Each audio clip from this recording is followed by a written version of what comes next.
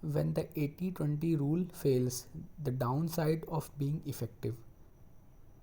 Audrey Hepburn was an icon. Rising to fame in the 1950s, she was one of the greatest actresses of her era. In 1953, Hepburn became the first actress to win an Academy Award, a Golden Globe Award, and a BAFTA Award for a single performance. Her leading role in the romantic comedy Roman Holiday, even today, over a half century later, she remains one of just 15 people to earn an EGOT by winning all four major entertainment awards: Emmy, Grammy, Oscar, and Tony.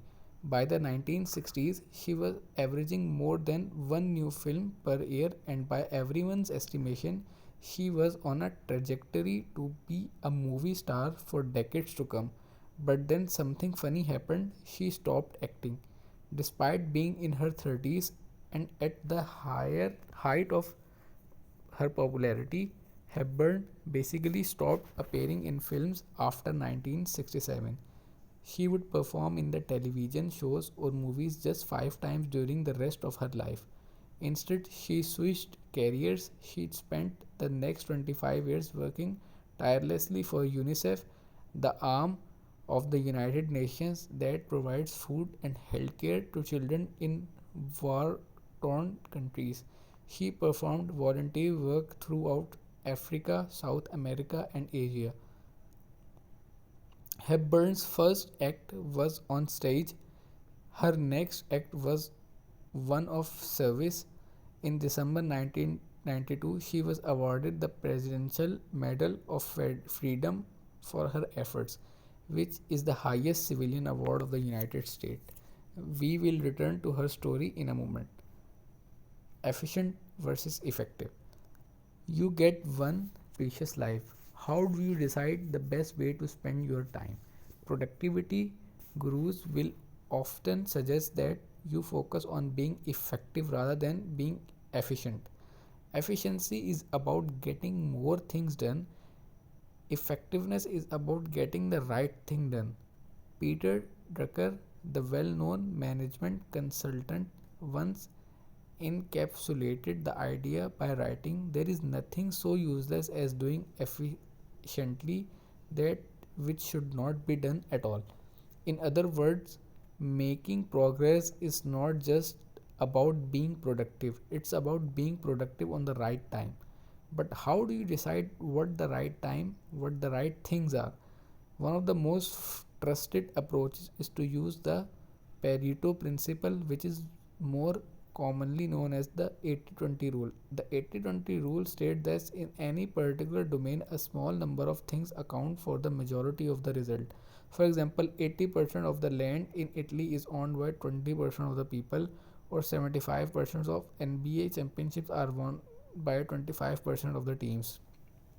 The numbers don't have to add up to 100.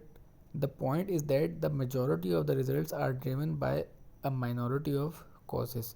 The upside of the 80-20 rule, when applied to your life and work, the 80-20 rule can help you separate the vital few from the trivial many. For example, business owners may discover the majority of revenues comes from a handful of important clients. The 80-20 rule would recommend that the most effective course of action would be to focus exclusively on serving these clients and on finding others like them, and either stop serving others or let the majority of customers gradually fade away because they account for a small portion of the bottom line. This same strategy can be useful if you practice inversion and look at the sources of your problems. You may find that the majority of your complaints come from a handful of problem clients.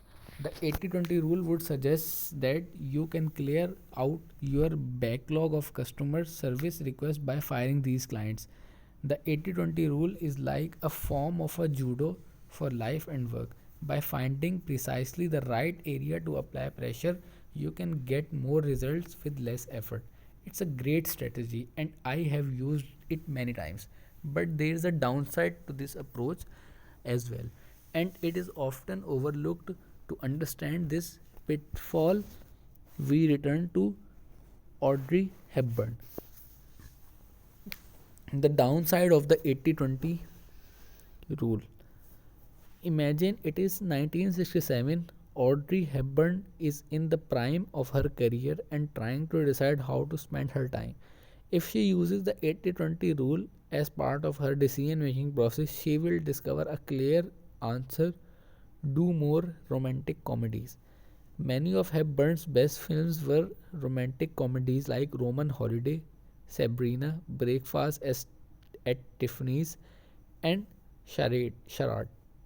She starred in these four films between 1953 and 1963. By 1967, he was due for another one. They attracted large audiences, earned her awards, and were an obvious path to greater fame and fortune. Romantic comedies were effective for Audrey Hepburn.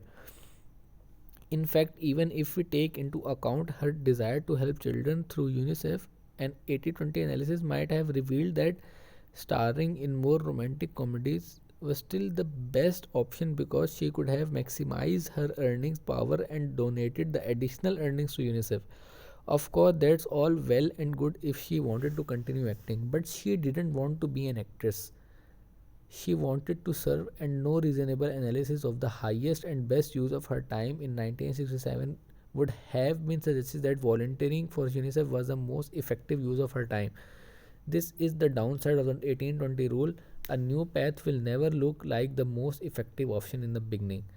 Optimizing for your past or your future. Here's another example. Jeff Bezos, the founder of Amazon, worked on Wall Street and climbed the corporate ladder to become senior vice president of a hedge fund before leaving it all in 1994 to start the company.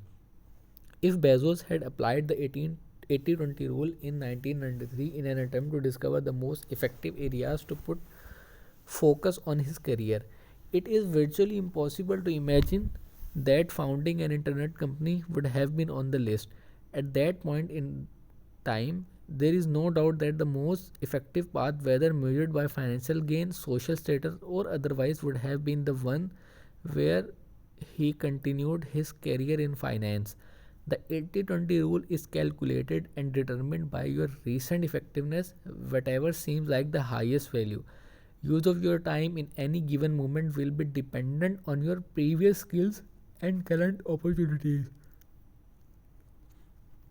The 80-20 rule will help you find the useful things in your past and get more of them in the future. But if you don't want your future to be more of your past, then you need a different approach. The downside of being effective is that you often optimize for your past rather than for your future. Where to go from here?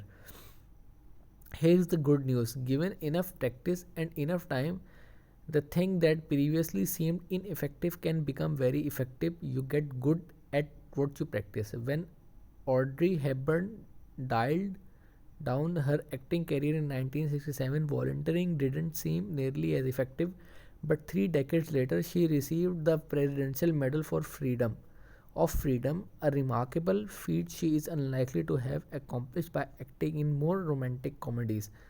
The process of learning a new skill or starting a new company or taking on a new adventure of any sort will often appear to be an ineffective use of time at first compared to the other things you already know how to do. The new thing will seem like a waste of time. It will never win the 80-20 analysis, but that doesn't mean it's the wrong decision. Footnotes: